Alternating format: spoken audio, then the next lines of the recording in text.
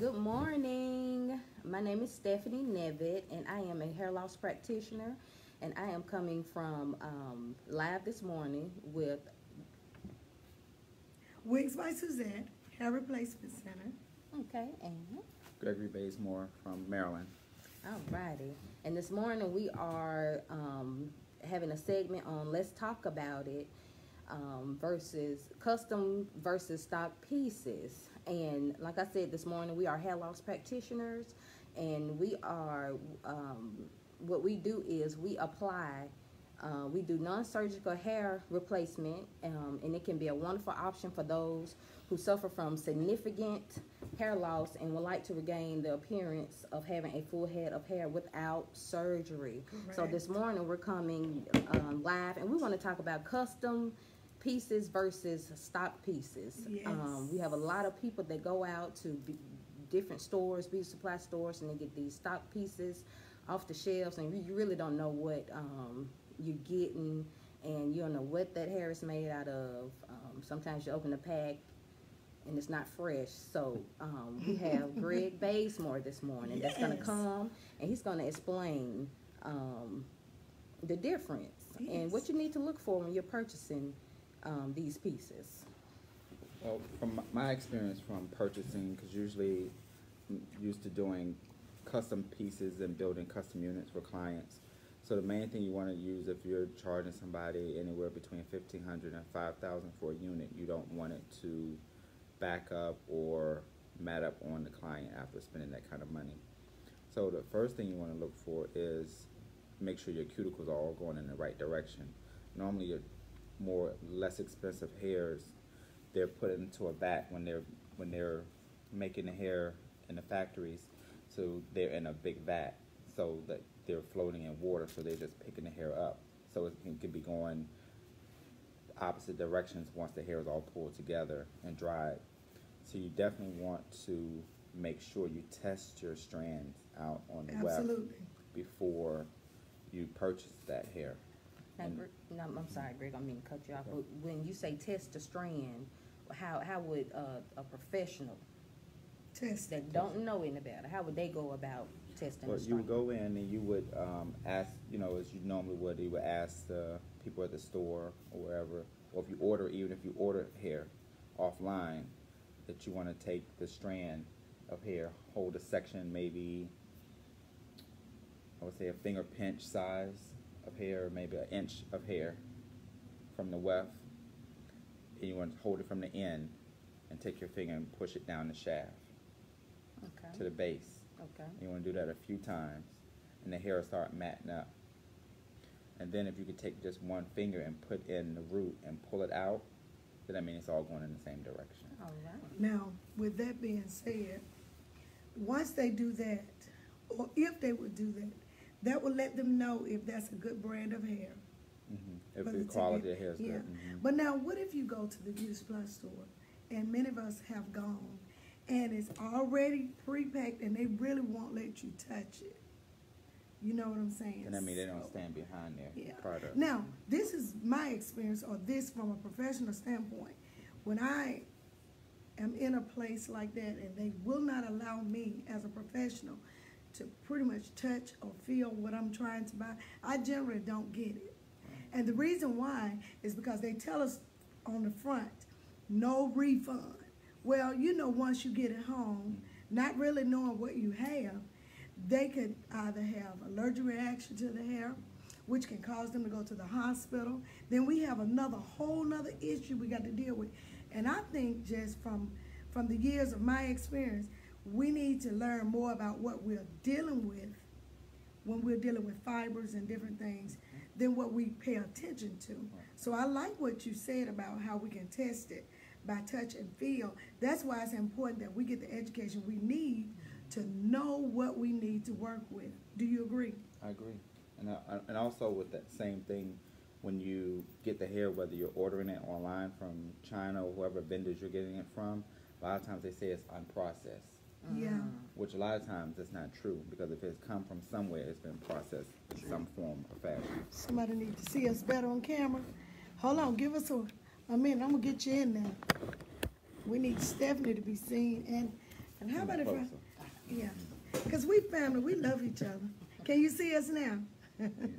So with that being said, when you get your hair, normally what you should do is always have your stock pot, and while the hair is still bundled, boil your hair, and with and water with light conditioner in the water, and let it boil for at least 20 to 30 minutes.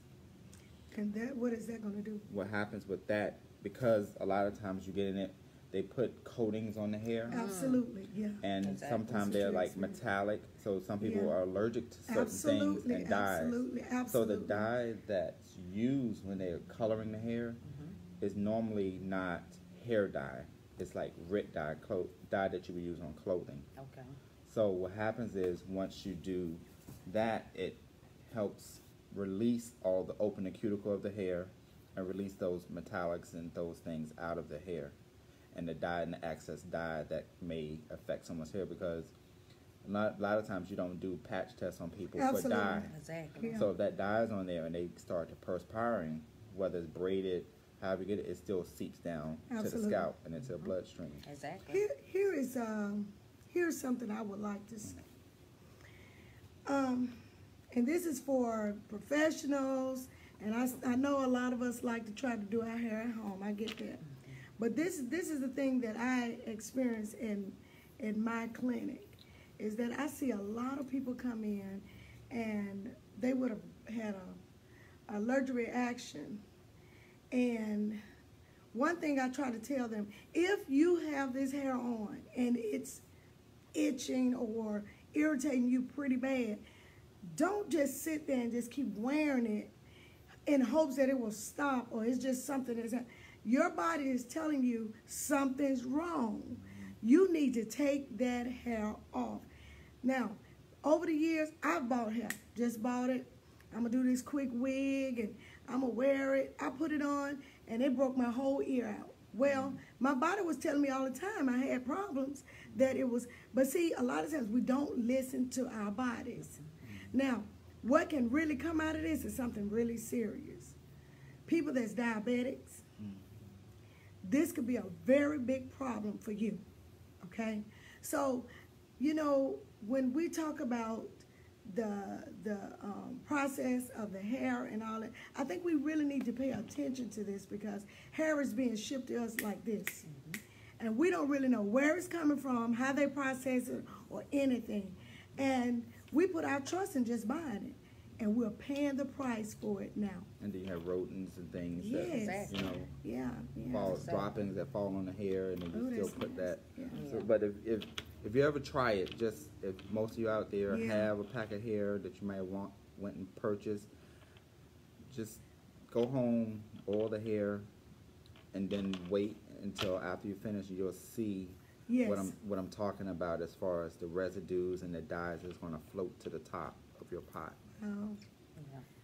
So you need to have enough water where the hair is submerged under the water, not a shallow pan, but like you boiling, like if you're boiling like some food or fruit or vegetables. Exactly. That's why it's important that you seek out a professional. It's very important, because like Ms. Robinson said, it's a lot of health issues that comes along with yes, buying it does. stock pieces. You don't know what you're getting. Some studies show that the hair is mixed with animal hair, yak and bear and things like that. So Did you say bear? bear? Yeah. So if you're allergic to fur, Exactly. My God. Exactly. But you know what? We living in such a day and time. I know we trying to get Stephen in this camera. We live in such a day and time. We so used to doing things extremely fast, and you all know that even when you were growing up, it took time for your mama to cook dinner. But now they can just pop a dinner in a couple of minutes. But what's happening? It's affecting us terribly, and it's the same with, we treat ourselves so poorly with our choices. And you know, we're here to try to help and bring some education to the table so that we will have a more productive life. All of us like to look good, I do, but our choices have to be, we need to take time and really choose wisely. There's a question I want to ask.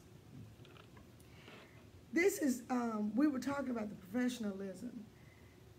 And I want to ask you all, why do you think it's so important that we need to seek out professionals for the different types of hair pieces and units and systems that we find that people really want to wear now? Why is it important that they seek out professionalism? Now, me personally, I think because health is wealth. Like Greg explained before, it's a lot of things in the stock pieces that you're getting, and you want to stay healthy. You don't know what you're allergic to. Some people don't take allergy testing, like you mentioned before, Ms. Robinson. People keep hair on, and it's itching, and it's irritating them, but they look good, and they want to continue to keep the hair on. But I think it's important to seek out a professional, and professionals to remain professional. Absolutely. Absolutely. For these purposes only. I mean, if you want to keep clientele, you want your clientele to come back and keep your clients healthy and happy, you're going to seek out, get continued education, learn what you're doing, and well, you know what, I think a lot of times, even when you were in school, you started in kindergarten. You went from, you started in preschool, some of y'all. When I was going to school, it was kindergarten only. Well, preschool gives you the basics to get you ready for kindergarten. Kindergarten gets you ready for first grade, and so on and so forth. Each level you're learning, but those basics that you learned, which was your primary colors, your numbers, all of those are always going to be your base. But as you grow, you learn more, but you still build on those, just the foundation. And it's the same in our business. One thing I notice about cosmetology is this: you can never say you know everything. Why? Because we're faced with more things in our business now than we've ever had to face. We're dealing with health issues that we hadn't paid attention to. But it's very important that we get the education. Don't ever stop learning. Why? Because you don't know everything. I don't know everything. I'm always in continued education. Why? Because I know I'm going to be faced with something I've never seen before. So when you're dealing with this, and professionalism starts with you as the professional. Only way people are going to respect you in your business, you got to remain professional from beginning to the end. And I often look at people or cosmetologists that started in school. We started out learning how to look, stand, speak, how to conduct our business in our salon, and many of us have moved away from that. But we want people to respect us. Only way they're going to respect you, you first respect yourself. Don't y'all agree? I agree. Okay. And just to piggyback on what Stephanie was saying about purchasing your pieces, how to select them, it's important that you know that you seek professional help, because a lot of times we go to a stylist, whether they are a YouTube professional or someone that went to hair school and did not finish. But it's important to know that you need to always not put so much tension on the hair, create certain alopecias. Absolutely. That have hair loss, and remember that the scalp still needs to breathe. I had a client that come to me, a new client, and she had total hair loss because of wearing units. Wow. Over a 4-year period. So even though she was going to a place that was professional and they were not treating her scalp, so she went in with 3/4 head of hair, and she came out 4 years later with no hair. Wow. So it's always important that the consumer, that you educate your clients and the consumers, so that way you can build the trust in them, so that way they can come to you and seek out professional help and not go Absolutely. to someone that's not professional. Absolutely. And don't get me wrong, I think YouTube has its place, but there are times that you just need to go seek out a physical professional. When I go see my physician, I expect him to be strictly professional in his listening to me, in his answering of my questions, and even in his results of offering me the things that I need to resolve my issues. And it's the same with our profession. But when we get to the place where we just rely on what we see and not really understand what we're doing, it becomes very dangerous. It really does. And I'm looking at, or I'm listening to both of these professionals, and from what I'm hearing from both of them, they've talked about the difference between custom and Stock pieces. stock pieces. And once again, can you just tell them again what are the difference between the customs and the stocks? Well, I can speak on that. Well, custom for me is a better fit for the client when you're talking about look professional and comfortability. A lot of times when you order quote unquote stock pieces that you're getting from China or the beauty supply store, normally they come small, medium, and large. They're asking you circumference and things of that nature, hairline, widths. But when you get the piece, the hairline is just an oval hairline, and no one's hairline is oval.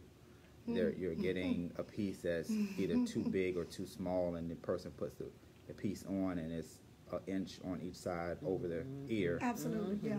Then you know That's you have your the neckline that's too wide or too narrow. So that's, to me, it's not custom. Custom is when you're actually taking a proper mold of a person's head, because some people's heads are wider, the napes are shorter, the hairlines are further back or further down, and the occipital bones, just all those things, those shapes of your head are different. So if you have a custom piece that has a stretch back, and a lot of people say, oh, it doesn't feel comfortable because it has so much space in it. And that's why, so you have the ones that have the stretch inside, but unless you can take that stretch out to make it feel, when they feel comfortable, when it's like, feel like it's touching their head and not rubbing their hair out. So there's a difference in being too loose and then too tight, because too tight can rub your hairlines out and your edges. And there's a lot of women I'm seeing of late, that have no hairlines at all, starting from their hairline back to their ear. And that's because of improper wearing units. Absolutely.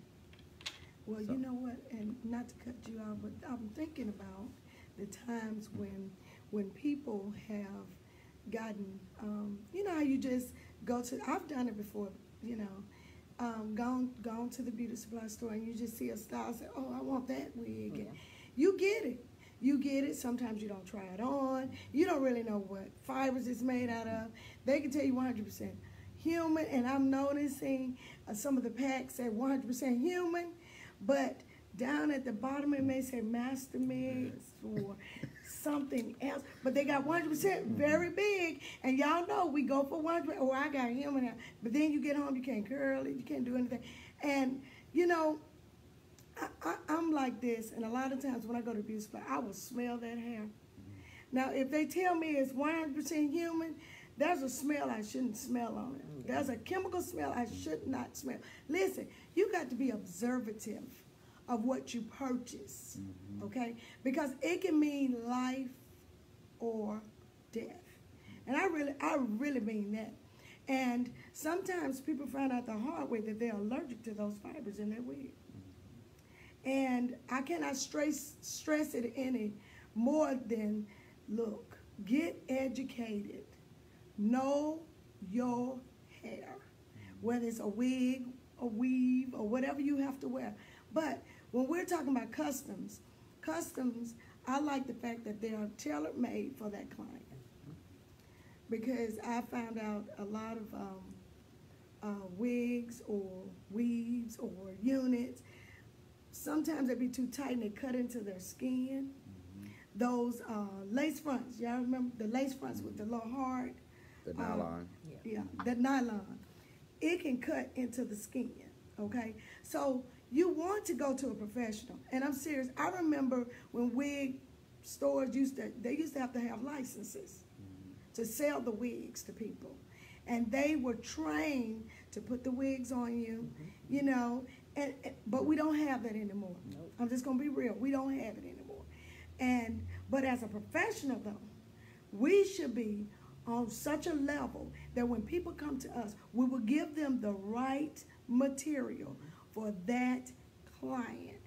even when I order stock pieces, and I sometimes do from a certified company, they're mostly those medical wigs, okay? And so I do have to cut them, fix them, maybe color them or whatever to you know, suit that client. But I love customs more because I agree with you. I have seen those wigs where they're cut completely in a circle. No one that I know have a perfect circle hairline. That's unrealistic. And so you want it to always look natural. And so as a professional, we have to make sure we do those things that are professionally done. Y'all agree with that? Yes. I agree. Mhm. I agree. So if it is a factor where you need to purchase one of those, Yeah. you take it to a professional and have them kind of tweak it and work it out so that way you can. And a lot of times it's good. I actually build custom units by hand. So normally if a client comes to me with one of those, I'll actually kind of take it apart and refit the front so at least the hairline fits properly. Absolutely. And it's, you know, it's methods that you can use to take in the back so that way it fits to the head. So that way you don't normally, if it fits properly, they don't have to use adhesives or glues and that type of thing. And, you know, it's ways that you can actually tint your lace on your unit so that way you don't have to push makeup in it because it's unsanitary when you're wearing makeup day after day and then it starts caking up and building up.